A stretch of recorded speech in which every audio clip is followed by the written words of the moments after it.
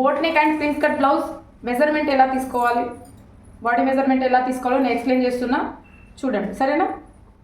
First of all వచ్చేసి మనకు shoulder కావాలి మెయిన్.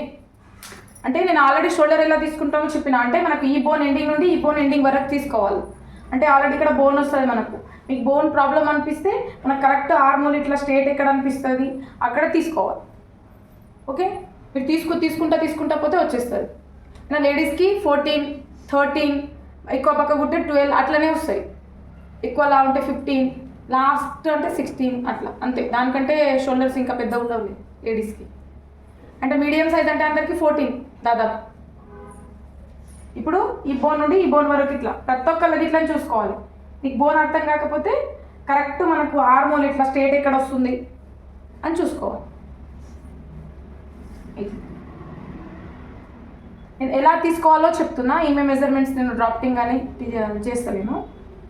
ఓకే, ఇట్లా ఈ బోన్ నుండి ఈ బోన్ వరకు. నెక్స్ట్ షోల్డర్ అయినాక మనకు బ్రెస్ట్ కరెక్ట్ పట్టాలి, లూజింగ్ అవసరం లేదు. వెనుక నుండి కూడా టేప్ కింద పడిపోకుండా చూసుకోవాలి. ఇట్లా నేను దీన్ని లూజ్ పట్టలేదు, టైట్ పట్టలేదు. ఇట్లా ఒక వేలు పెట్టి ఇట్లా పట్టుకుని. నెక్స్ట్ వెస్ట్, దీని కింద చెస్ట్కి కిందనే వెస్ట్ వస్తుంది. ఇది మాత్రం టైట్ పట్టుకోవాలి ఇలా. ఓకే, నెక్స్ట్ హైట్ నేను చెప్పలేదు. ఇట్లా నేను వెనుక తిప్పి మనము ఇక్కడ మిడిల్లో షోల్డర్కి మిడిల్లో టేప్ పెట్టి ఇలా. అంటే మనకు నడుముకి మన ఇక్కడ కొచ్చగా ఉంటుంది కదా, అక్కడ వరకు హైట్ చూసుకోవాలి ఇలా. ఇట్లా మళ్ళీ పైన తీసుకోవద్దు, మరి కింద కూడా తీసుకోవద్దు. ఇక్కడ ఇట్లా.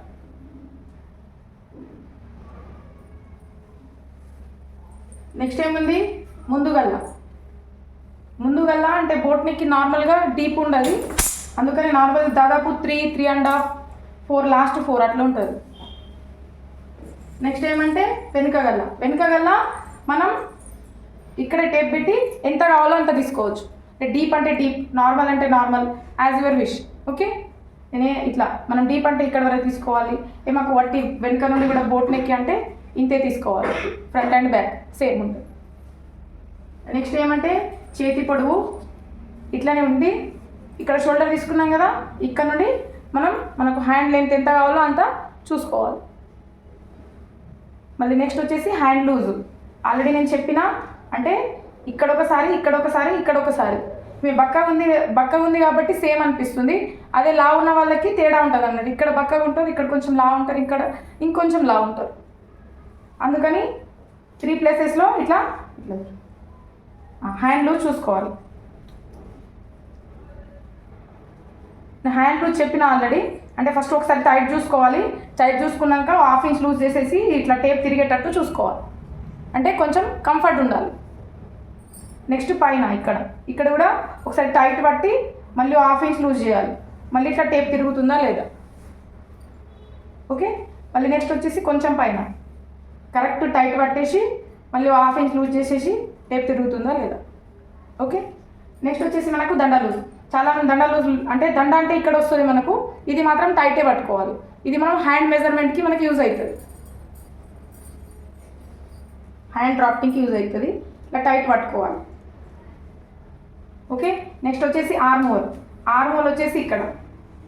ఇది మాత్రం ఇట్లా చేసి మళ్ళీ కిందికి చేసేసి ఇట్లా చేసి ఇది కూడా ఇట్లా. అంటే ఎక్కువ టైట్ పట్టలేదు, లూజ్ పట్టలేదు. ఇంకొకటి కింద పట్టలేదు, మరి ఇట్లా పట్టలేదు. ఇక్కడ కరెక్ట్. ఓకే, నెక్స్ట్ వచ్చేసి బ్రెస్ట్ గ్యాపింగ్. దీనికి బోట్ నెక్కి మన ప్రిన్సెస్ కట్కి ఎట్లా అంటే మనకు బ్రెస్ట్కి అంటే గ్యాప్ ఎంత ఉందనేది చూసుకోవాలి. అంటే చాలామంది వెడల్పు ఉంటారు, కొంతమంది బక్కగా ఉంటారు, చాలామంది దగ్గర ఉంటారు, కొంచెం వెడల్పు ఉంటారు. అందుకని వాళ్ళకు అంటే మనకు కరెక్ట్ చెస్ట్కి గ్యాప్ చూసుకోవాలి. ఇలా అంటే ఇక్కడ మిడిల్ నుండి ఎంత గ్యాప్ ఉంది.